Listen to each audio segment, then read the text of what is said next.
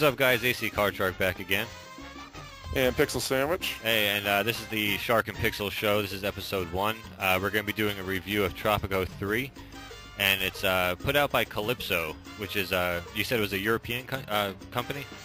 Yeah, it's a European company, and it's weird because a lot of European companies have been putting out really good games lately, and they've been on a roll, and this is one of the good ones that have been put out lately. Yeah, I definitely agree.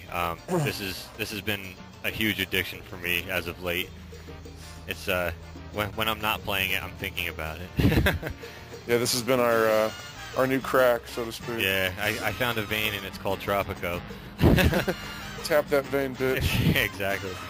But, Needles going in. Yeah, so, yeah, and luckily it's not as expensive as crack, so. But, yeah, so we're both really enjoying this game, and I remember playing this demo.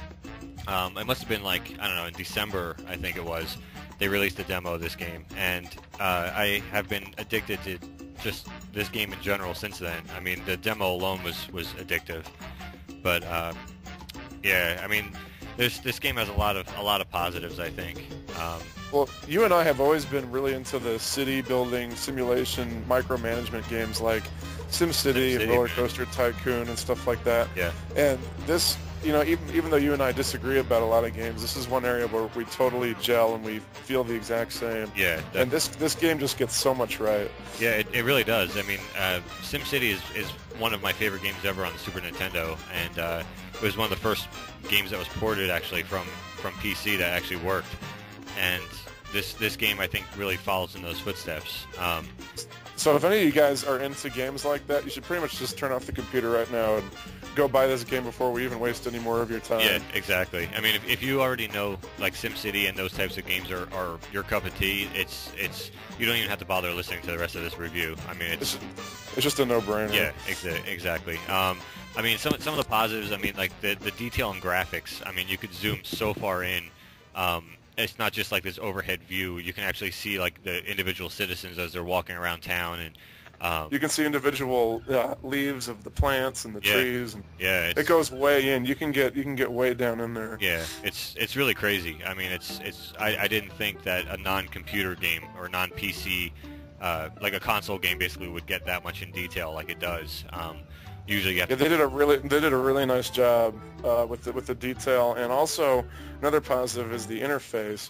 I was really worried about this game because whenever you port a game like this from PC to console, the way that you're going to build and handle things is always in question. But they did a really nice job. Pretty much all you're using is the sticks, the right trigger, and the Y button to access all your menus, and you can build stuff fairly easily and quickly. Yeah, it's actually really easy to get around. I know I was watching X Play, and one of their things that they actually said was a negative was that there was too many menus, and I don't really feel that was like a valid point in a review, because not at all. This game is so in detail that you need all those options and you need all that stuff to make it a good game. And I actually think it's a positive that there's that many menus. And I think they did the best they could to streamline it and make it as simple as possible. Yeah, exactly. I don't think it's too complicated. I think it's really cool that it's non-linear too. I mean, the gameplay, they don't tell you what to do. They give you suggestions along the way, but it's up to you what choices you make. And it's just really cool that every choice you make actually has consequences, which is very like Heavy Rain. It's very, you know, like your story and your success is based on your decisions, which is a really huge positive for me, because it doesn't just tell you what to do. You actually choose, and I think that's kind of cool. So yeah, we've talked about a lot of the positives, and but there is some. I mean, this game is not perfect, so no, it's definitely not. Shark, you want to go ahead and give us some negatives? Yeah.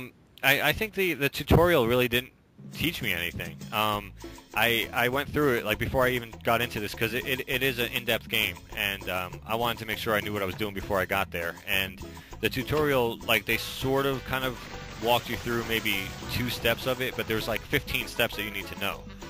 One of the things that they taught you to do in the tutorial was how to zoom in on a person, select them, and see like their individual information about how happy they are and what their job is. And you really don't need to do that very much in the game. No, you really don't. So that was kind of pointless. Yeah, I mean, it just, I don't know. And another thing I really didn't like, there's actually some symbols. I don't know if I know at some point you ran into this too. The symbols that are above the buildings, we still to this day don't know what they mean. Oh my God, yeah, it's a nightmare. Yeah. There'll be like a little picture of a sun, Like a sun, or a little yeah. picture of a garbage bag over like one of your factories, and it doesn't tell you what that means. So I was thinking, okay, I'll just look in the instruction booklet and find out what it means. Yeah, it's not in there. Yeah, yeah. I went cover to cover looking for that, and I'm like, oh, are they happy, or is there like, do I need to like do a pollution thing, like an edict for pollution, or It doesn't give you one clue as to what it is. It doesn't say anything. Or how to fix it. No. No, and one of the other things was it's kind of hard, like when you're trying to lay out. Well, it's kind of like the same negative, I think.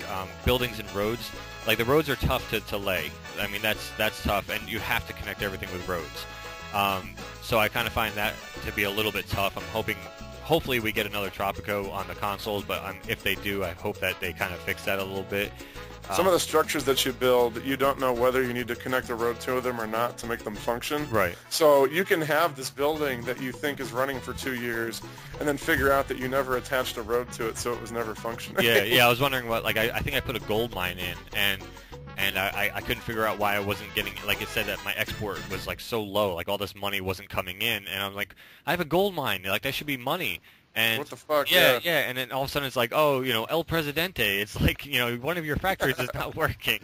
Oh, by the way, speaking of El Presidente, the music in this game and the voiceovers are incredible. We've had the music stuck in our head for like weeks now.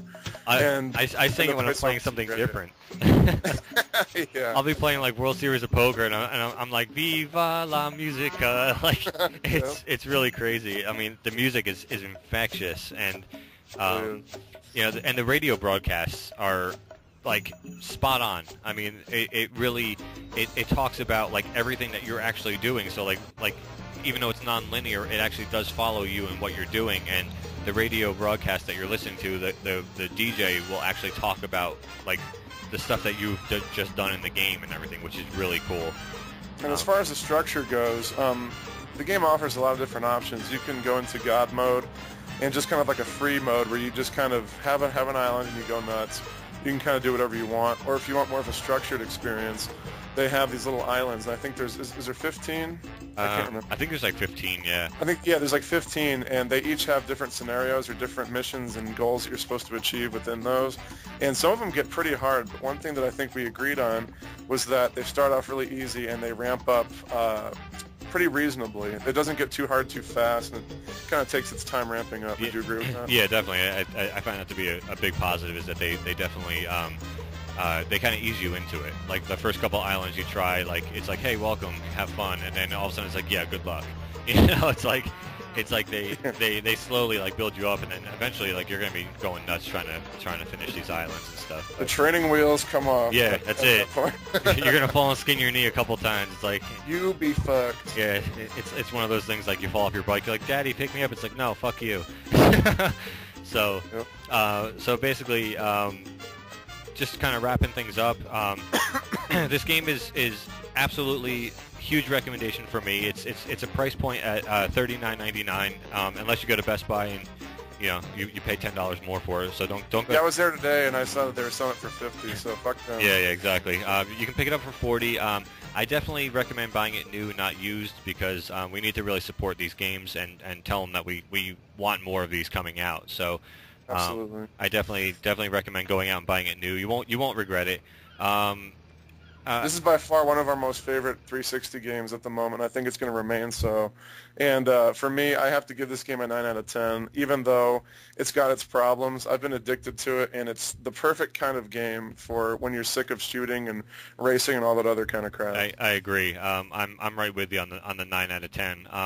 The only reason why I didn't give it a 10 is because it does have a few negatives, but that's about it. And it's pretty much just almost as perfect as it could be. I mean, it really is great. So yeah, we love it. Yeah, definitely. So 2 thumbs up from both of us, guys. Absolutely. Go pick it up. Yeah, definitely go pick it up. This is AC Card Shark.